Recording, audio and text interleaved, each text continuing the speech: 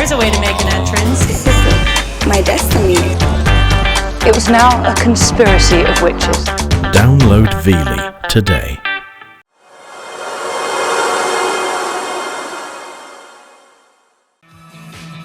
In the late 1970s, a band emerged who, thanks to their thrillingly unique sound and intensely charismatic lead singer, sounded quite unlike anything that had gone before.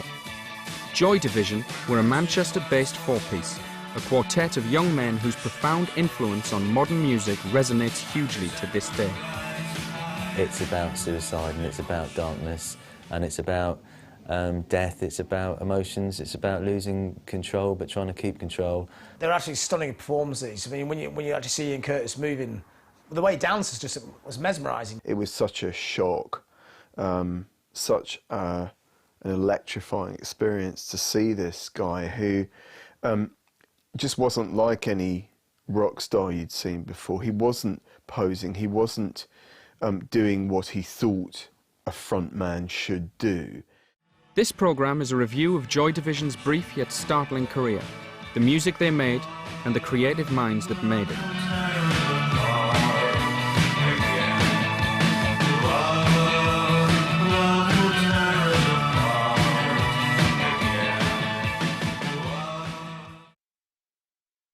In the summer of 1976, the first rumblings of a new musical movement were making themselves known. Britain was about to be exposed to punk, most notably via the shock tactics of controversial young upstarts, the Sex Pistols. You made you look so bloody boring.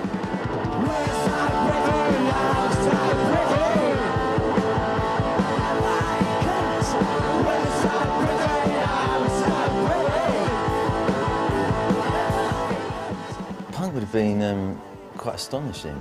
If you compare it with what else was around at the time, Queen or Pink Floyd or The Who playing huge stadium gigs, to see a band like that who were kind of so original and kind of raw and energetic, and it must have completely blown everybody's mind.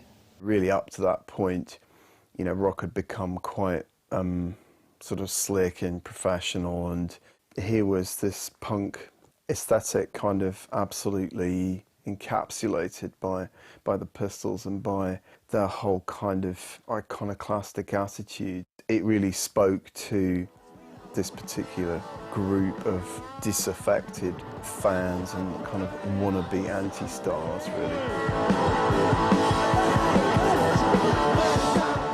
It was the Sex Pistols' gigs at the Manchester Lesser Free Trade Hall, attended by all the formative members of Joy Division, that really began to ignite creative sparks. The Pistols were going around the country inspiring people, so when they came to Manchester, I think it was the most impact they'd had in any city, and Manchester became the second city of punk. The twin gigs at the Lesser Free Trade Hall famously had quite a profound influence on the people who would become Joy Division. The very next day of the second gig, Pete Hutt went out and bought a bass guitar and basically started to learn from that point onwards. But having said that, it wasn't a particularly great gig. There have been books about it, there have been films about it, and it was a fairly mundane gig, to be honest. People didn't pogo as they were portrayed in 24-Hour Party People.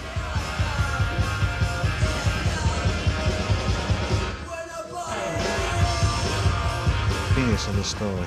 While the gig has retained a mythical status, certain elements have been exaggerated over the years.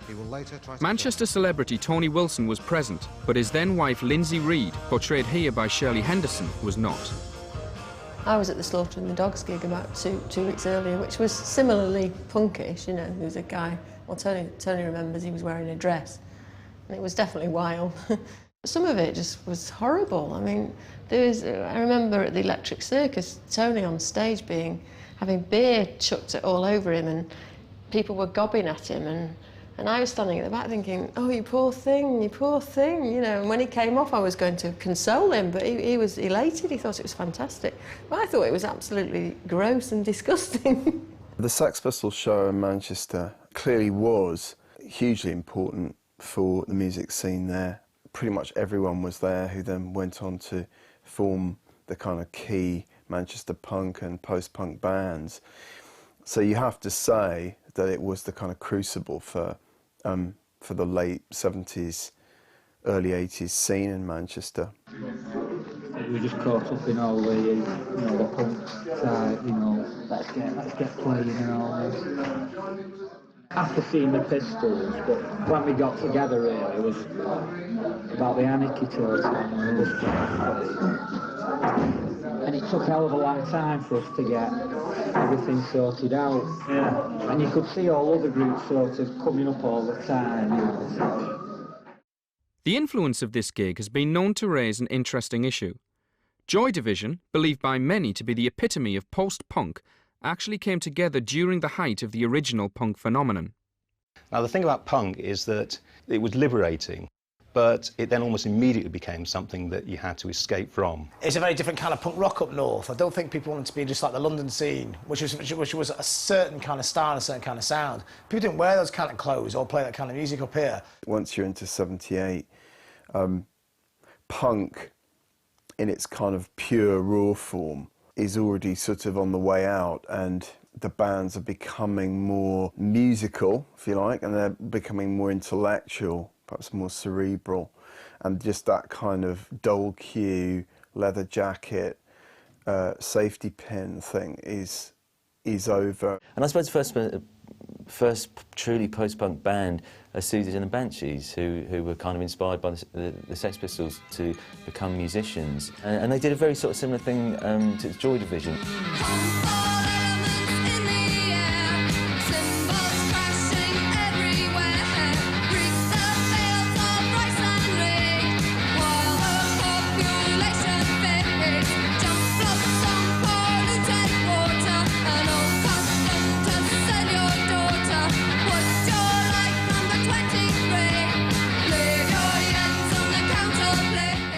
If you're trying to sort of do something different and you're not trying to play rock music, you often end up with that kind of slightly monotonous, repetitive bass lines and backing tracks that Joy Division started out doing. Whether Joy Division or Warsaw actually said we are a punk band is irrelevant, really. It's just taking the energy of punk and making something out of it. An embryonic Joy Division started out in Manchester under the name of Warsaw, and in July 1977, they recorded their first demo tape. They were kind of very raw to begin with. I think they were one of those bands that developed. There was no indication at all, really, that something remarkable was going to happen. I don't think anyone could claim that. What's distinctive about Joy Division isn't immediately apparent with what you hear, what you heard on stage with Warsaw. Very, very early on, you can hear the roots of what's going to turn into Joy Division, but imagine if you saw them at the time, you'd probably think they were just another two-bit local band trying to play punk rock. Warsaw's raw and explicitly punk stylings also carried through to the band's next incarnation. Now officially rechristened as Joy Division, the group consisted of singer Ian Curtis, bassist Peter Hook, guitarist Bernard Sumner, nicknamed Barney, and drummer Stephen Morris. It was in June 1978 that they would release their first EP, a 4-track collection entitled An Ideal for Living. Interestingly, the opening track shared the same name as their previous band title. 3, 5, 0, 1, 2, 5, go!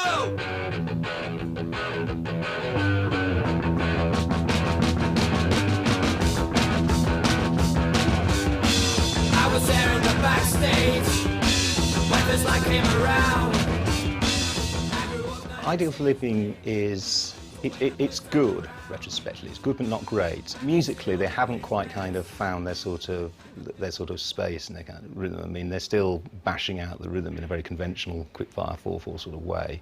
If that's all they'd recorded, it probably would have just disappeared into the mist of history like 100 other kind of post-punk EPs. After punk, there's a lot of questions. People are like, what are we going to do with the music? That's what people are thinking. Let's go somewhere else. And people are looking for different ways of making music. The whole thing about punk would be to destroy rock and roll, but obviously that's a complete myth, really.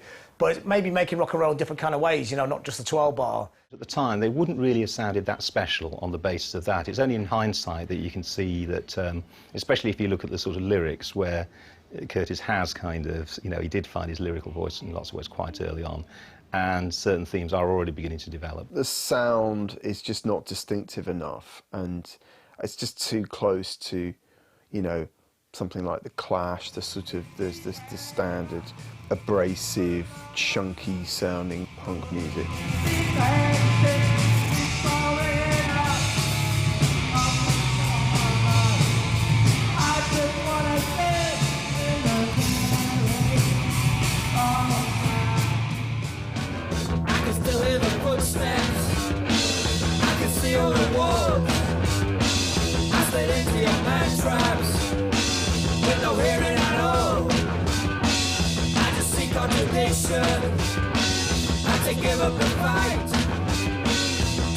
live in the past tense to make believe you were right.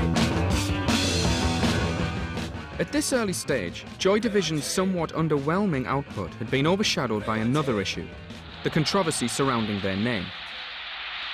A direct reference to the 1955 novel House of Dolls, Joy Division was a slang term referring to groups of women forced into prostitution by Nazi concentration camp officials.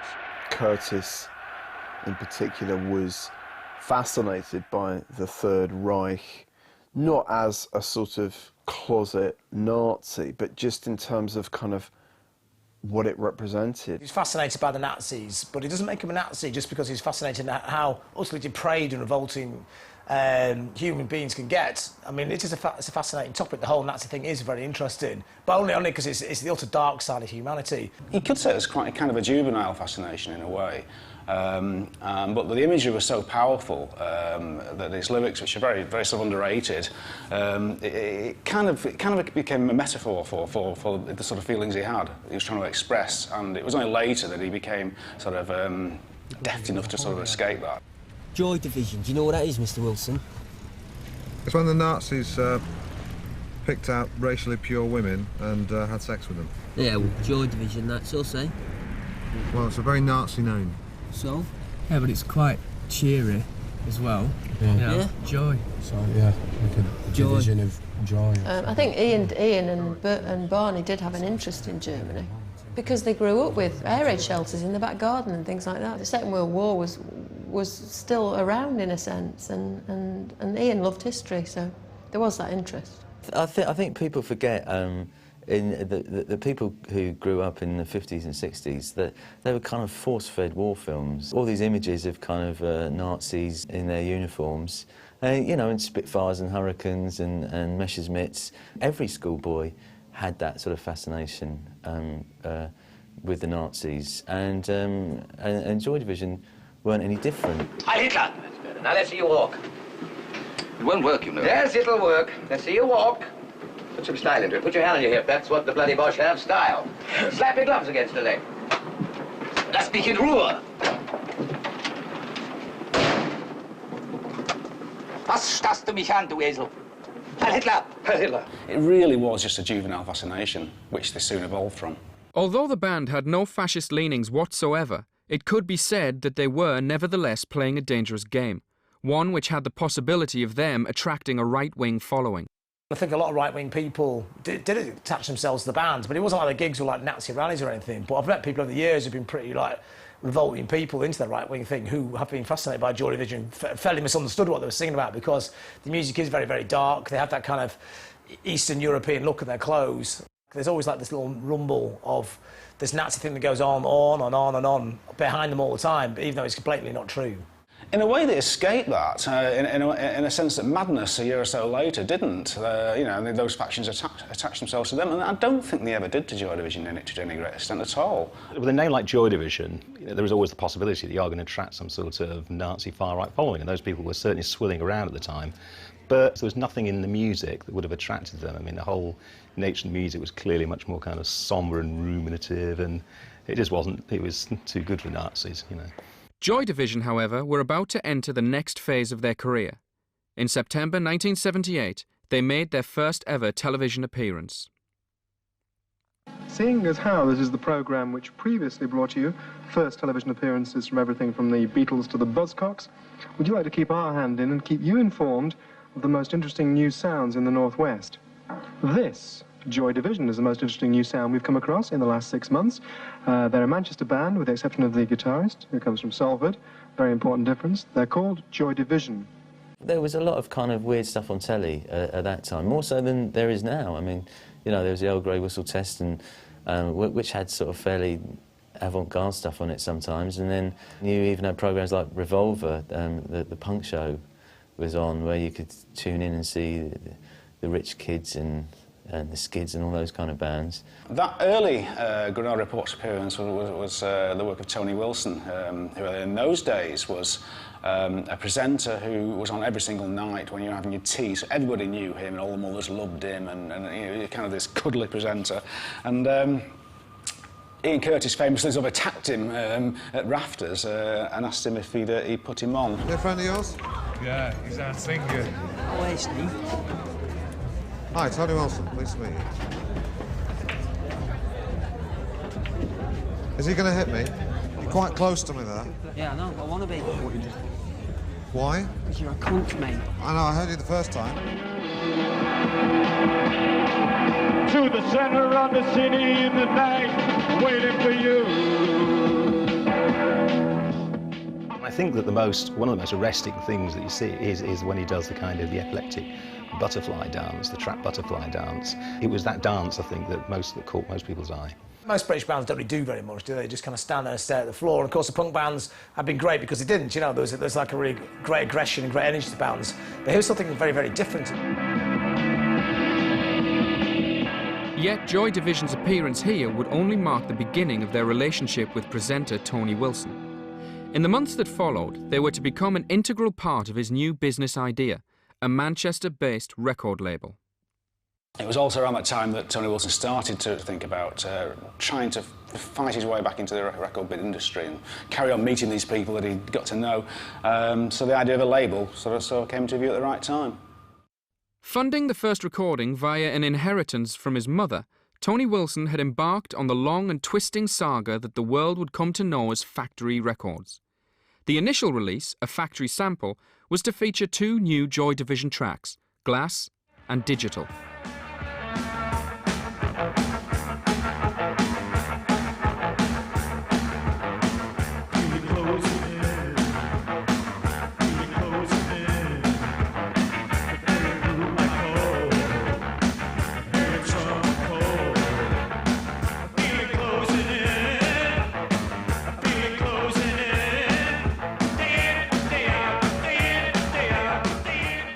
Digital and Glass, they're very kind of post-punky words in a way, and there's a very sort of terse, nervy quality to those tracks that you can really see them getting away from the slightly more sort of rough-hewn, punkish sort of beginnings.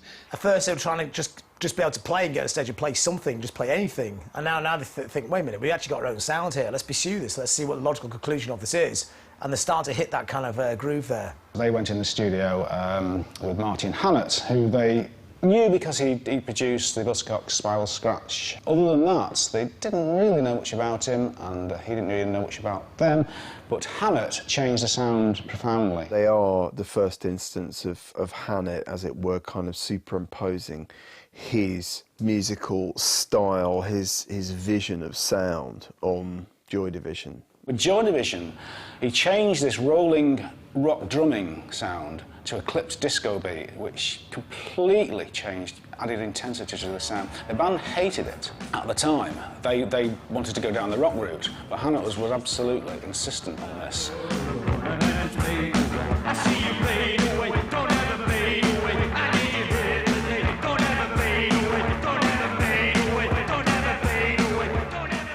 Digital, I mean, virtually a pop song. I mean, there's almost like a nursery rhyme element to it. It was probably the first thing they did where people stood up and thought, actually, there's something very deeply kind of intelligent and original going on here. As well as exposing Joy Division to a much larger audience, the factory sample also ensured that Tony Wilson was carving a reputation for himself and his label as one of the most important figureheads of the Manchester and post-punk music scene.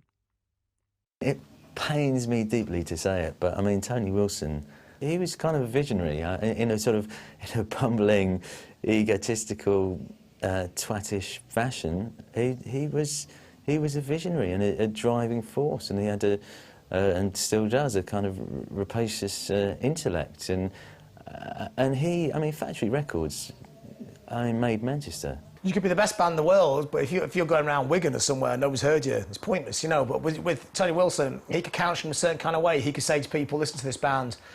And he could explain to people in their kind of terms. He could explain to other media people in the terms they could understand. You have to take the overview, you have to see the bigger picture and how Joy Division fitted into what Factory meant. You have to see how important, how Tony Wilson kind of got Ian Curtis and understood Ian Curtis and understood that he was something very different and unique that I'm not sure anyone else would have got. Tony actually had a vision then that I think I've only realised now. I mean, he knew that Ian, for instance, was, you know, some like Jim Morrison character. Touch me. Come on, play with me.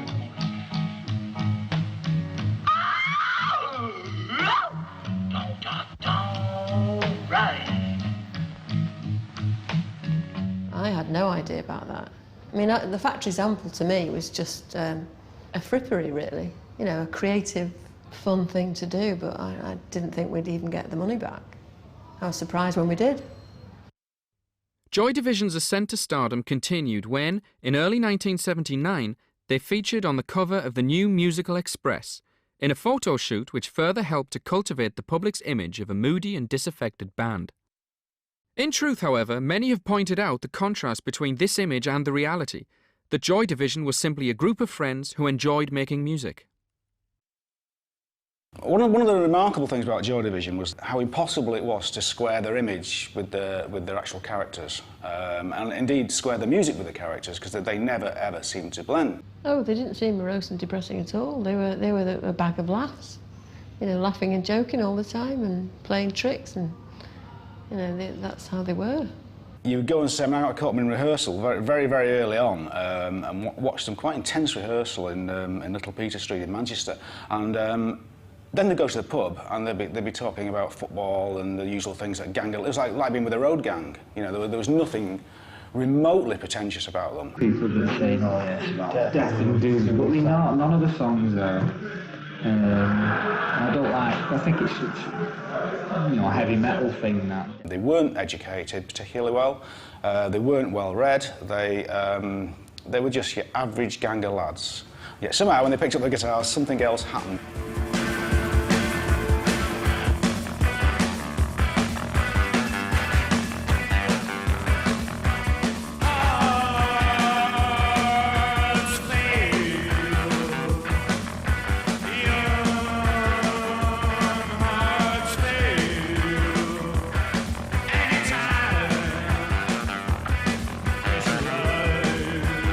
They were learning very, very fast, and they're obviously brighter than the educational system had given them credit for, to be honest with you. This contrast also gives rise to another theory. The Joy Division was simply unconsciously reflecting and channeling the modern world around them. Well, there is a theory that all music is channeled, and I mean, I personally believe that a lot of it is. You know, some of the words and things come from some other place, don't they? But it was a dark period there, you know, Thatcher just got in, you know, we thought there was going to be a nuclear war and the world was going to get destroyed. I mean, it's a dark generation, really, you know, people had dark thoughts, and even though maybe I don't think Joy Division ever set out to be spokesman for that kind of feeling, but somehow, unnervingly, they kind of twigged on that feeling that people had. The sense of, like, you know, the economic policies of Thatcherism actually physically ravaging your kind of immediate environment, it was palpable. Where there is discord, may we bring harmony. Where there is error, may we bring truth. Where there is doubt, may we bring faith. And where there is despair, may we bring hope. Now, if you were to go and talk about all of that to Joy Division at the time, they'd just say, piss off, you know, there's nothing to do with us. And they'd be right in a sense, because they weren't really concerned with monetarism and what was happening in Iran. But that is one of the reasons why Joy Division resonates. It's the times, it's the context they arose from. It seemed quite colourful and modern at the time. It's an odd thing. Now you think of it in black and white, as you think of Joy Division in black and white. So I think it did colour them. It certainly coloured a lot of those post-punk bands, and Joy Division went along with people like the Pop Group and Pill and those sort of groups who were sort of emerging from a punk sound and had found kind of a dark sound from which to emerge. I think that's fair to say. Their sound now far more thoroughly developed, it was in May of 1979 that Joy Division released their first album, Unknown Pleasures. Now widely regarded as an experimental masterpiece, the LP nevertheless opened with a relatively straightforward track entitled Disorder. I've been waiting for a guy to come and take me by the hand. 'Cause these sensations make me feel the pleasures of a normal man. These sensations spare the insults, leave them for another day. I've got the spirit, lose the feeling, take the shock away. It's a pop song. It really is a pop song, and kind of very difficult to play. If you picked up a guitar and tried to sort of do what Bernard's doing, even though it's very, very simple, it's very, very difficult to do well. They were capable of writing music that would have worked in a stadium, you know, that had that kind of fist-pumping, adrenalising quality, and Disorder certainly has that from the get-go.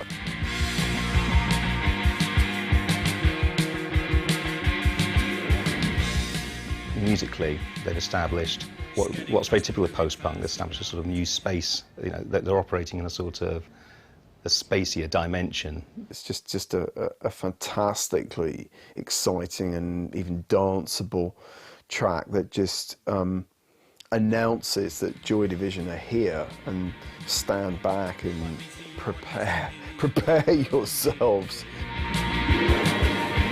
I'm watching you, I watch it all, I take no pity from your friends. Who is right, who can tell, and who gives a damn right now? Until the spirit new sensation takes hold, then you know. I don't think Joy Division will sit there thinking, let's make this record that's going to mess with people's heads. You know, they're not really thinking, let's break the boundaries of music. They want to make a great rock and roll record. Yes, they have this kind of really off-the-wall production to it, and they have this kind of weird, dark aura, which other bands didn't have at the time. But I don't think they were deliberately trying to set out to make this record that was just going to completely, like, do people's heads. And, you know, they wanted people to like the record as well. Despite this opener, it's only really on the next track, Day of the Lords, that the ambience of Unknown Pleasures really begins to take shape.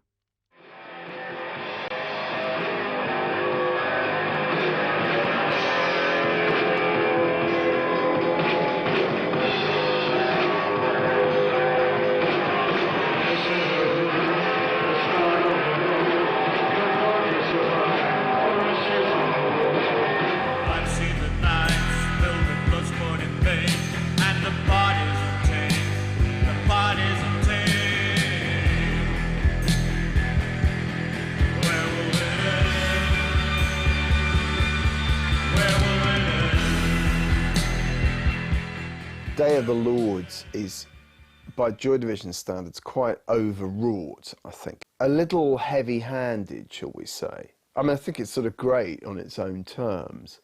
It's a bit closer to the kind of theatrics of the Doors than to a lot of Ian Curtis's stuff. Like a lot of Joy Division tracks, it's covered by this kind of cold film of anxiety sweat. And it was what people were feeling at the time. I mean, a lot of very young people, one of them didn't think they were going to live more than 6 months, not because they were feeling suicidal, but because they thought that the bomb was going to drop.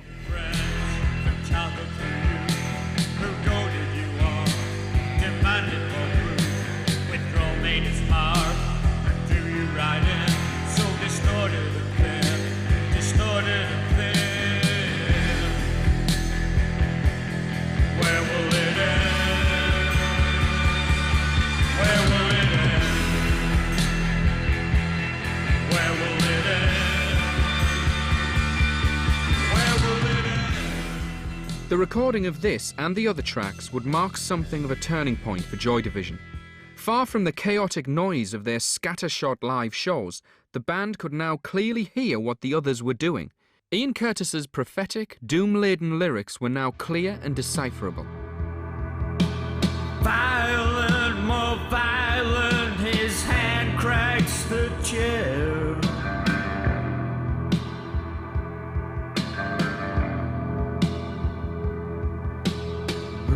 On reaction, then slumps in despair.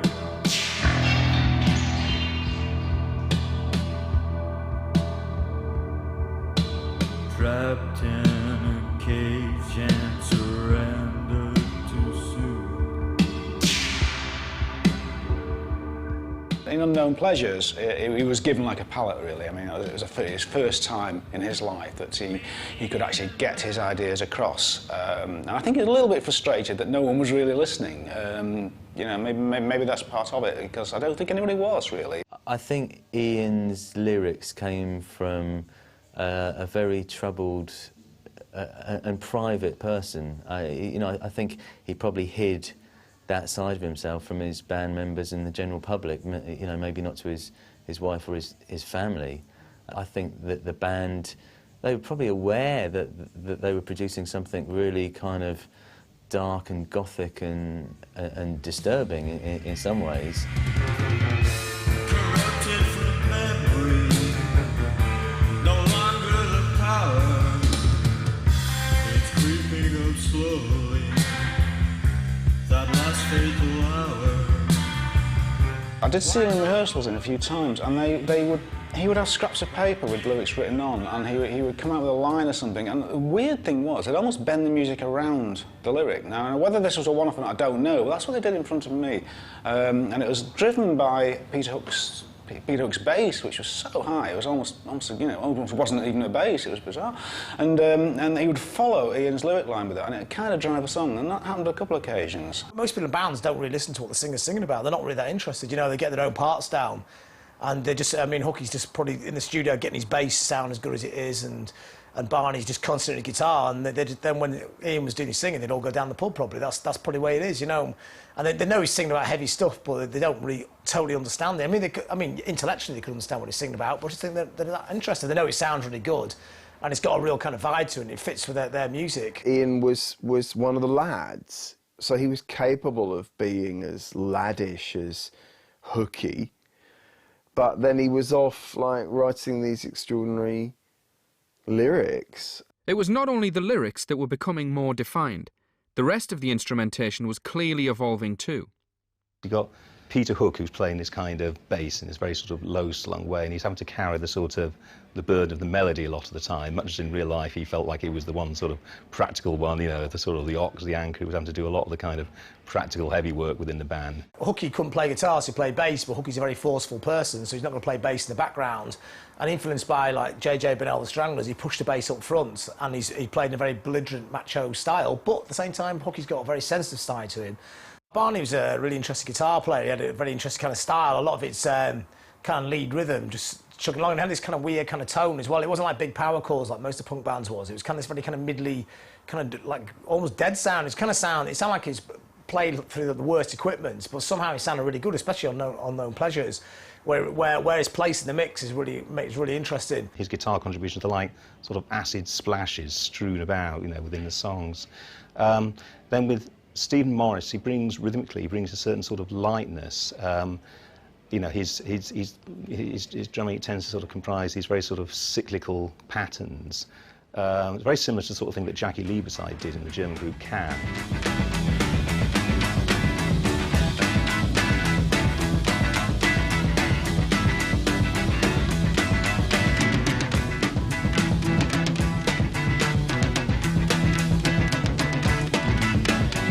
These continual leaps forward, however, cannot be ascribed purely to the band. Joy Division had recorded Unknown Pleasures with producer Martin Hannett, who was determined to continue his development of their sound, whether the group liked it or not, an approach particularly noticeable on tracks such as Insight.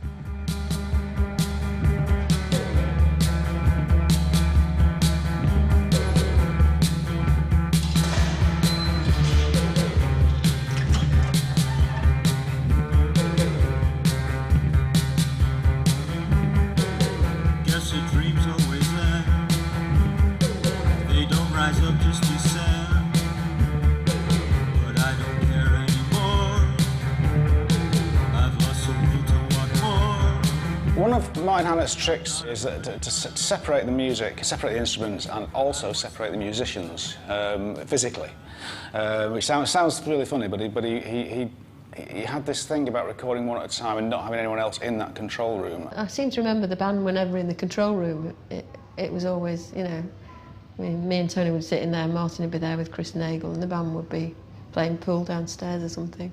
They'd ask him stuff, and he'd say, "Fuck off," you know, because you know he was making this record. They were merely the musicians who were doing that. It's like he was the factory owner, and they were the kind of drones.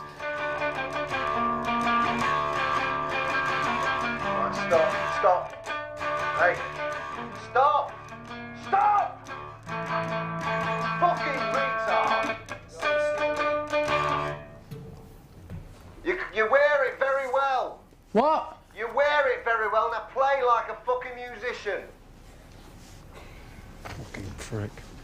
I can only imagine that they expected to hear something that was a bit closer to the Stooges and the Velvet Underground or the MC5 or something. They wanted more of that kind of guitar attack, and really it's to Martin Hannett's credit that he saw that there was a way of producing this band that made them sound like some sort of dystopian disco.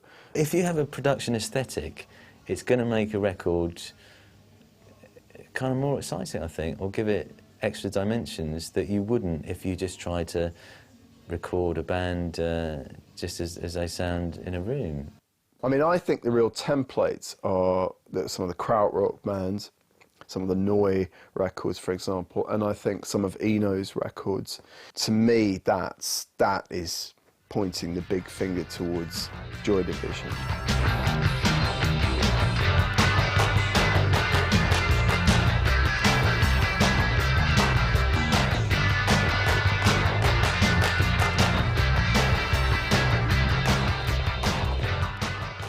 Another song which Hannett moulded into something new, and one of Joy Division's best-known moments, was She's Lost Control. Perhaps the closest that Ian Curtis ever got to musically portraying the effects of his often debilitating epileptic condition.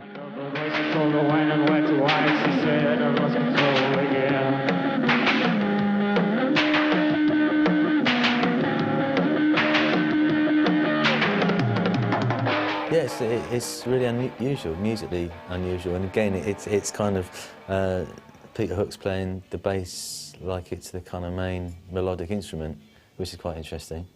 I think it's the most instantly powerful track on the album. It's not my favourite track on the album by any means, but on first listen and second listen, that is the track that stood out. There's no doubt about that, really, mainly because of that diving bass, which is so it's such a remarkable thing to hear for the first time. It creates this extraordinary kind of equation between the sort of spasmodic effects of an epileptic fit and the kinds of dancing that Ian Curtis would do on stage, and particularly to that track.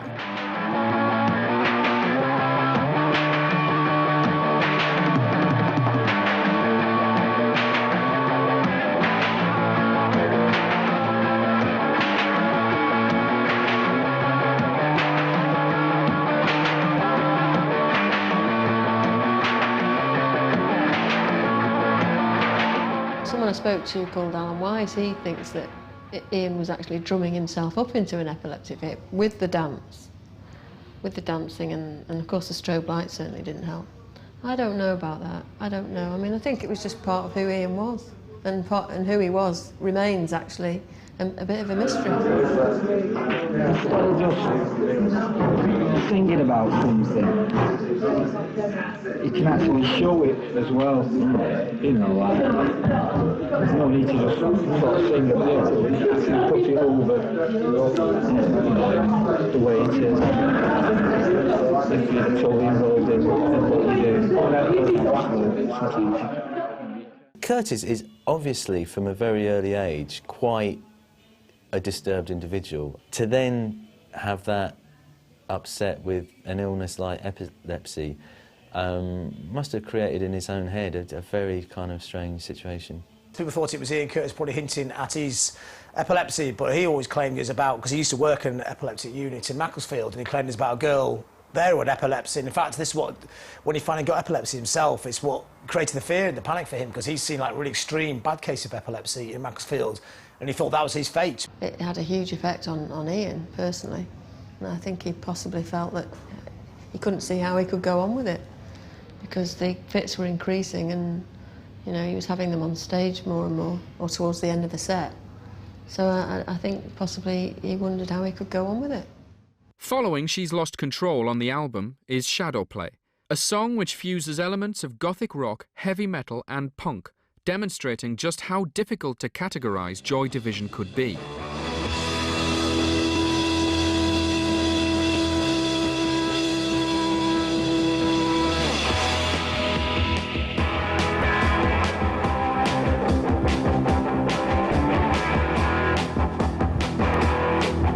to the center of the city where a roads meet. Shadowplay was probably the most influential track that Joy Division recorded, actually, because it's the one song that you can hear right across the border, I think, from it's fair to say, from that sound. As I said before, gangs like the Pop Group, Gang of Four, Pill, Scutability, all those people have cited Shadowplay, strangely, as a guiding influence. I think it was. I mean, it's a very easy and accessible track, and it's atmospheric without being too deep, really.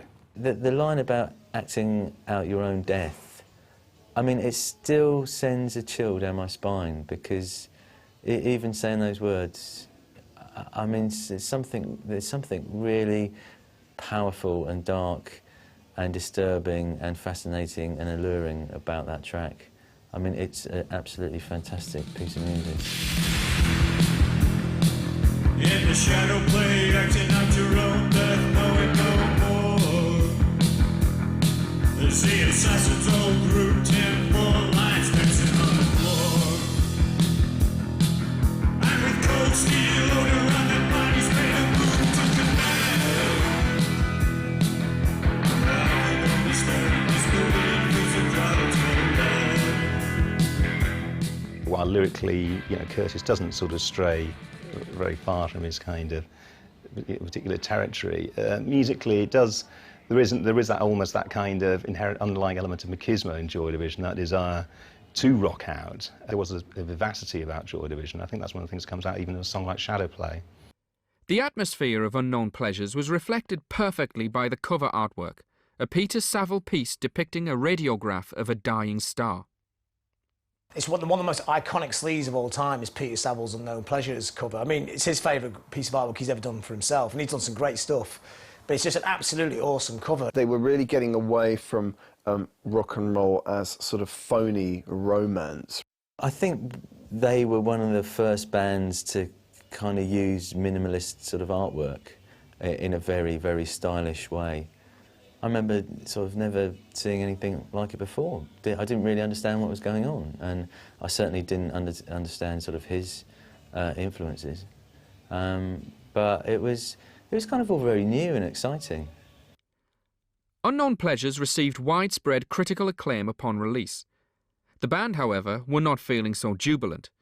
The increasing severity of Ian Curtis's epilepsy meant that they had to call a temporary halt on public appearances. They would next be heard from in October, with the inclusion of a new track on compilation Earcom 2. Autosuggestion would see them further embracing an electronic aesthetic.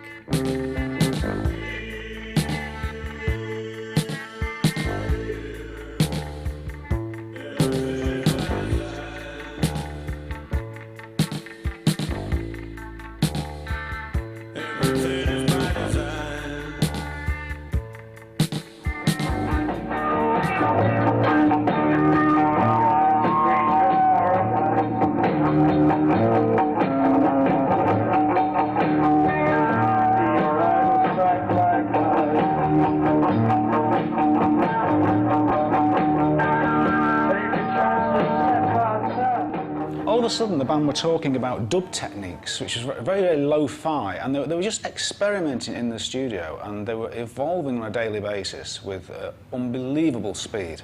In a few months, they're moving further and further away from a more traditionally rock-based sound, and they're looking at something a bit more experimental, a bit more rhythm-based, and yeah, maybe even touch the Kraftwerk with the keyboards coming in. And Kraftwerk have always been a very big influence in Manchester. I mean, the most unlikely people here are really into Kraftwerk.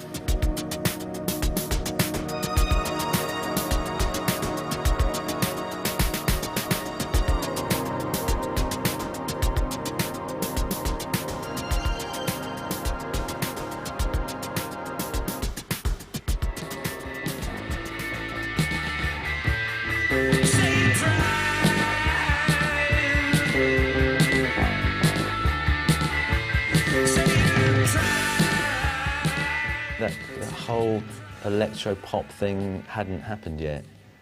So, you know, they were always sort of musically innovative.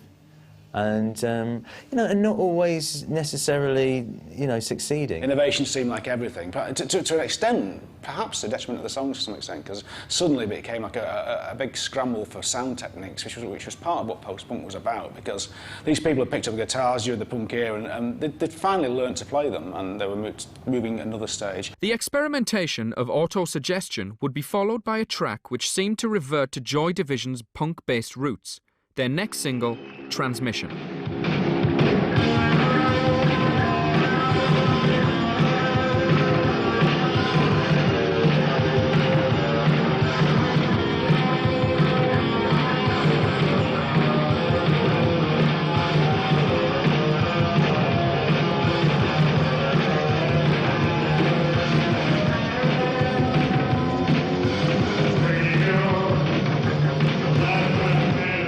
Transmission was a step backwards, but then again, every single thing they recorded was. So everything they recorded was retro, because they were 6 months ahead of what they were recording, and they were frustrated by this. Because the stuff they were doing in rehearsals was on a different league to the stuff that they were recording. They had to catch up somehow. It's important to remember that they could just rock out with the best of them, but it's also like a dance record, and it obviously culminates in the whole kind of refrain of, you know, dance, dance, dance. In a sense, it is actually one of the most energised songs. I mean, it contains as near, and albeit in a very heavily qualified way, it contains as near as you get to a sort of positive sentiment.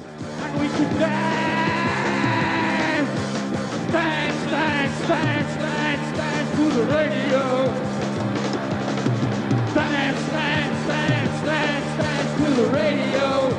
It was quite extraordinary. I mean, when they played it on Something Else, which was the BBC Two kind of youth programme, I think that's probably the largest audience they ever had in terms of a television audience. Dance, dance, dance to the radio. Dance, dance, dance, dance, dance to the radio.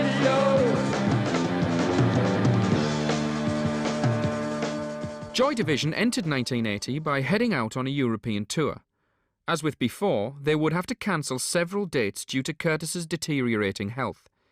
Their next recorded material would arrive in March in the form of one of their best-known songs, a kaleidoscopic sonic leap entitled Atmosphere.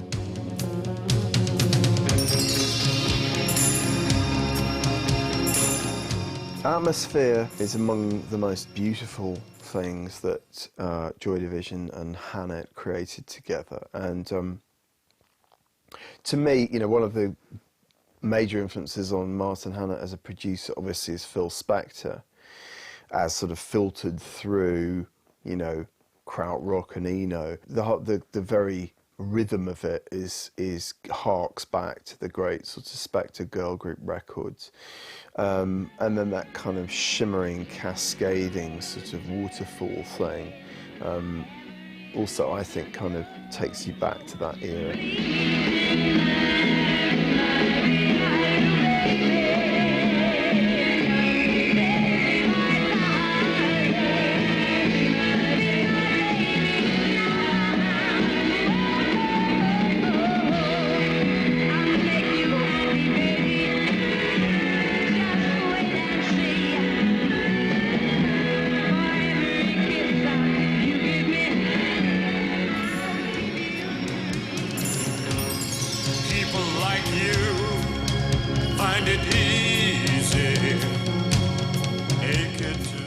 Has this wonderfully sort of, or wonderfully awfully sort of elegant feeling about it, with the synthesizer sort of fanning out like a peacock's tail. If you've got like a very strident sound, where do you go next? And they've found their escape route here. They've found a sound that was a lot less in your face, but had this same kind of emotional power to it. I think Atmosphere, it has to be said, is one of those songs that you kind of can't forget the first time you heard it. You know, it had a strange sort of sensation went through you when you heard those chimes, which to this day makes, I mean, you know, I think everyone would agree, it makes you feel kind of, takes you to a slightly different place.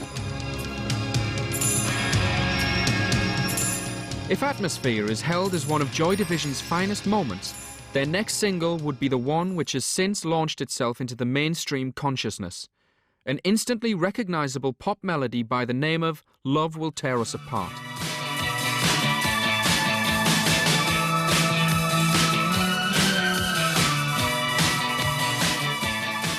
to have written those kind of lyrics, and you know, it's so sort of tender, and it's so kind of like sorrowful, and it's so sort of heartfelt, yet written in a very kind of poetic way. In hindsight, many have taken this to be Curtis's most personal song, drawing parallels between the lyrics and the turmoil he was feeling at the time due to an extramarital affair. Ian Curtis was going through emotional stress at the time. He'd met a Belgian girl. He was torn between Deborah, his wife, and Anique, the Belgian girl. He was torn between life at home with Deborah and his daughter and life as a rock star.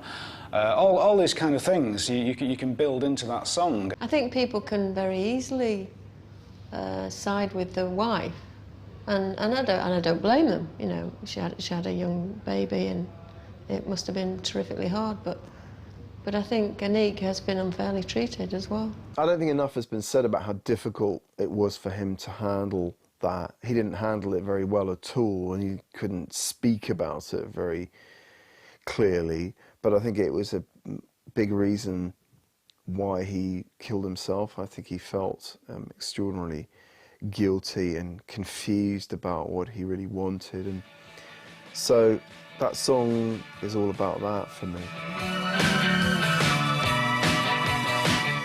People have talked about Sinatra in Love Will Tear Us Apart. His voice, it had that quality. I mean, it was very enchanting and spellbinding, and it had the effect that you felt you were being imparted with wisdom, even if you weren't. Don't worry about me.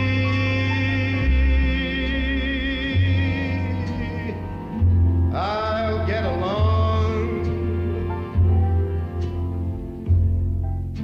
Forget about me. Be happy, my love.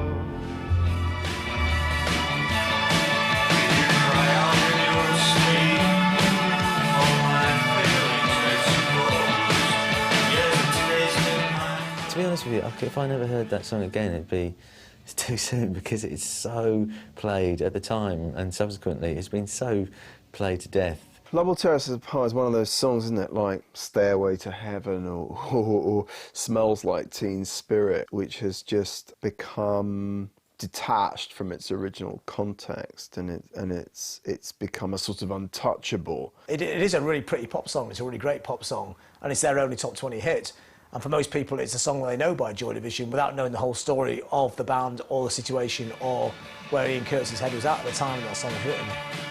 With their partially abandoned tour over with, Joy Division stepped back into the studio with Martin Hannett to begin work on their second album.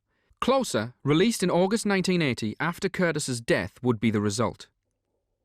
The contrast to Unknown Pleasures was immediate. While the previous album had opened with the relatively simple Disorder, Closer began with a dense, sprawling epic entitled The Atrocity Exhibition.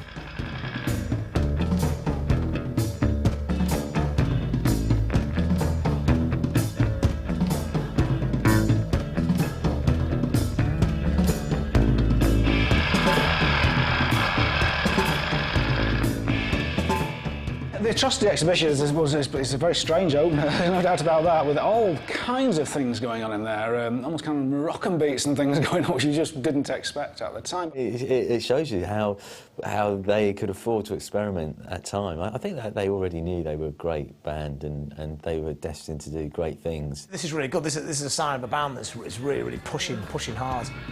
This is the way, step inside. This is the way, step inside. This is the way, step inside.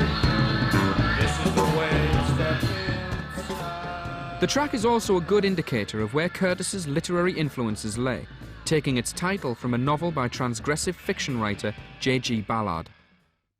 Ballard, like William Burroughs, was clearly a major influence on Curtis. As a writer of sort of dystopian futurism, really. Faraway place, meet the architects of love face to face. See mass murder on a scale you've never seen. And all the ones who try hard to... Probably the one track that contains clues of where Joy Division might have gone after Closer, I think. And you can hear that in the Atrocity exhibition, which is a long, long way from Unknown Pleasures, as far as you could possibly get, I think. The unconventional rhythm of Atrocity Exhibition is followed on the album by the more accessible yet heavily synthesized Isolation.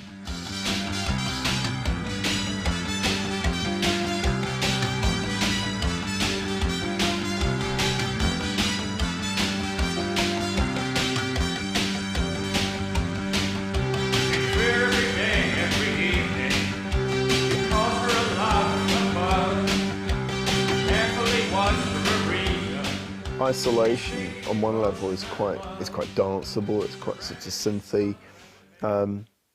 quite poppy almost. And yet, you know, here's Ian Curtis singing about, you know, profound loneliness. It's almost tongue-in-cheek, that song, you feel.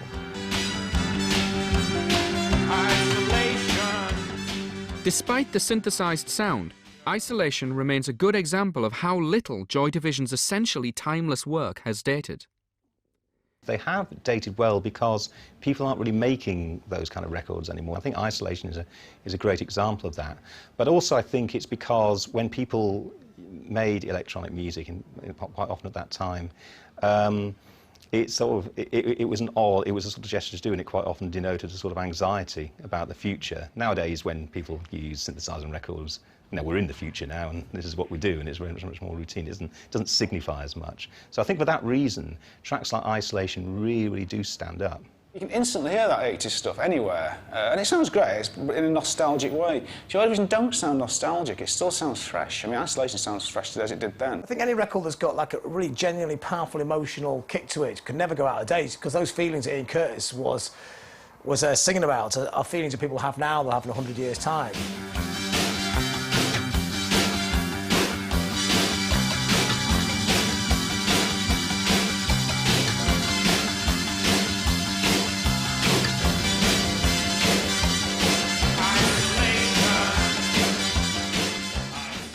As the album progresses, the development of the band and their relationship with Hannett is reflected in a good deal of the innovative sounds they were creating.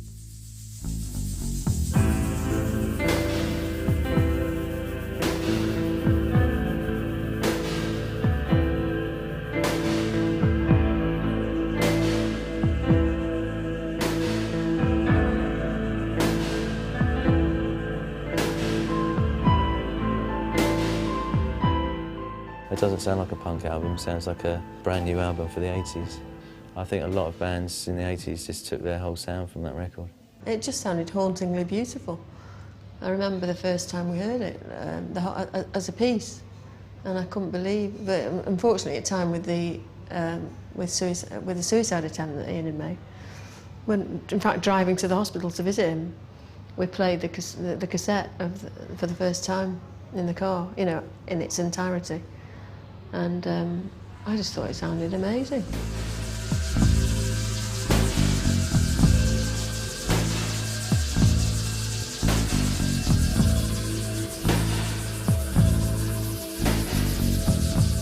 Close is a very dense album, far more dense than Unknown Pleasures, and certainly more accomplished in terms of musicality and Hannett's recording techniques. It is the complete Joy Division album in terms of like the execution, musically, lyrically, in terms of the production. There's an emotive heart to Closer that is probably unparalleled. I can't think of anything anywhere near that. The culmination of this development can be heard clearly on the track 24 Hours, a song which many see as Joy Division's defining artistic moment. So this is permanent, love shattered pride. What once was innocent, turned on its side. A cloud hangs over me, marks every move, deep in the memory. When you're looking at Joy Division in their more sort of anthemic, surging, powerful mode, then 24 Hours is, you know, is right up there in the kind of top 5. There's a sense musically and lyrically of Curtis sort of crawling to the precipice and then finally, you know, there's nothing there at all. It's so intense. I just think it's absolutely thrilling. So yes, you have to say it's one of their real peaks. Oh, how I realized how I wanted time, but into perspective, try so hard to find. It's not hugely melodic, but it's still entrancing. And I think that kind of summed up what they were doing with that album. I mean, there aren't pop songs on that album, but what there is on there is very, very kind of compelling. As a posthumous release for Curtis, Closer has since been shrouded in an air of finality, something which is further reinforced by Peter Savile's album cover. The band turned up at his studio in London and basically said to him, "What? You know, got any ideas for the new sleeve for Closer?" Savile didn't have no ideas whatsoever. But he had been looking at a magazine that day, which featured some beautiful photographs of a graveyard in Italy. These tombstone images that he put in front of the band and showed them, the band, and they edged towards it, and all of them nodded their heads and went, "Perfect for Closer, perfect," including Ian Curtis. Nobody really knows what was going through Ian Curtis's mind at that point, because that album came out after his death, of course, after his suicide. And it was only like a couple of days after when Savile realised that there was a tombstone going to appear on the cover of Closer. You look at the cover of the album and it just says Closer, and you see the kind of mausoleum in Genoa in the photograph. Then to me, it really is about, it just says you're talking about something, you're talking about moving closer to death. I think Sam was very, very good at cutting the sleeves, at catching the music, even though he'd never actually heard the records. You know, obviously he'd seen Joy Division early on, then he knew what they're about, but he never actually heard the albums, he just made the artwork. Before Closer was officially released, the band had been given 2 weeks in early May to prepare for an upcoming American tour. While this idea excited the other band members, Ian Curtis, now becoming gradually more unbalanced, found the notion profoundly upsetting. I think he was fed up with the idea of being a rock star, and I think part of him had decided that this would be his last record with Joy Division. I'm telling you now, straight up, we're going to tour America. Nice one. Fuck. Are you serious? Nice. I've just told you straight up, we're going to tour America. Yeah. Oh, come on, boys. Fucking cheers. We're going to the US of A. Cheers. Cheers. I can't fucking believe I thought you'd like that, boys. Are we going to be staying in like top-class hotels? Well, actually, you're in knocking shops and I'm in 5-star hotels. Suits me fine. I think we did better there. I can't see Joy Division making it in America, really, no. I mean, there's something so quintessentially English and European about Joy Division, you know.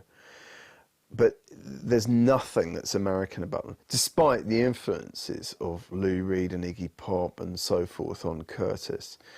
You know, it's more Lou Reed in Berlin and Iggy Pop in Berlin and David Bowie in Berlin. On May 18th, 1980, Curtis was alone in his house. He reportedly watched Werner Herzog's Streuzek and then listened to Iggy Pop's The Idiot. He then went into the kitchen and hanged himself. Ian's death shocked me completely. I didn't think that it was going to end with that. I thought it was just beginning. Rock and roll's all about being young and leaving a beautiful corpse, etc., which is complete bollocks, actually. You know, there's nothing wrong with getting older and getting some wisdom, you know. And Ian Curtis' great hero, Iggy Pop, is probably doing some of the best gigs he's ever done in his whole career, and the guy's only 60. I mean, to me, that's the ultimate act of rock and roll rebellion. I don't think he was fascinated with the idea of dying young. I think he believed that he would. And he mentioned it not just to Debbie, but also to his family. His mother and aunt and sister knew about it as well. You know, he would just say things, not in a doomy way, but he'd say, you know, I won't be around. This guy was on the edge of death, and he knew it when he was making those records, and that, you cannot deny, that adds a certain sort of edge to everything, you know, everything Joy Division did. There is something pernicious in it. I think there's a huge investment in the Western world in self-destructive young men. We need to have these tragedies acted out for us, you know, because we want to imagine what it must be like without actually having to do it ourselves. Despite the devastation caused by Curtis's death, the remaining band members refused to give up their musical inclinations and, in a remarkable show of defiance, it would not be long before they were touring and recording again. Joy Division, along with new member Gillian Gilbert, had now become New Order, one of the most influential electronic bands of the last 20 years. Kicking off with New Order, playing live, singing live with Blue Monday.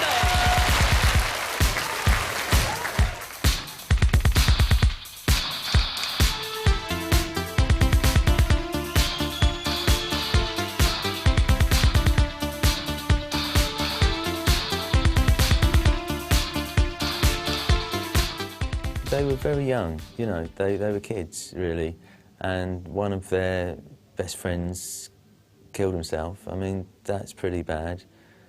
How were they going to react? I don't know. I mean, getting on with it was probably the best thing to do, and probably the only thing they could do. I was ready to cave in and completely give up. I mean, I just thought, forget it now. You know, this is the absolute worst. You don't carry on with anything when something like this has happened. But they did, and they actually performed a gig quite soon afterwards. I think it was about 5 weeks afterwards. How does it feel when you treat me like you do? And you laid your hands upon me and told me who you are. There's a sort of melancholy there, even in the shiniest sort of electro-pop stuff they did. There's this sort of essential Mancunian melancholy that just gets me. You can still hear a lot of echoes of Joy Division in New Order. I mean, you put Blue Monday on, yeah, it fills up the dance floor, and in the middle, there's that bass line. It's still there, that little echo of the bass line. I thought I was mistaken, and I thought I'd heard you speak. Tell me, how do I feel? Tell me now. When you saw the early New Order gigs, they weren't massively different from the late Joy Division gigs, apart from the fact there's one very charismatic person not on the stage. But there's music-wise, it's a continuation. I mean, they're writing the music, aren't they? So the continuation is there already. Even with the phenomenal success of New Order, Ian Curtis's spectacular cultural legacy has never been forgotten, inspiring legions of new bands, artists, writers, and even, in some part at least, high-profile movie productions. Hi, I'm Tony Wilson, and this is the trailer for 24-Hour Party People. It's the incredible but true story of the man behind the scene that defined a decade. Who is this man? This is not about sex, drugs and rock and roll. Tony. Although they are in it. In 2006, if you're looking for the influence and legacy of Joy Division, then it's kind of everywhere. Whole swathe of bands in Britain, from the Killers, the Editors, Snow Patrol, you can go on forever. In silence. Well, they show you can sing about very dark, very intellectual kind of subjects in a very kind of poetic way, but make it into great rock and roll as well at the same time. So it can work as a great rock and roll song, but it can work as a great piece of poetry as well. And I think maybe that's their greatest lasting legacy. I think there's something very, very special about Ian as a person. You know, I think he really, really was a special guy.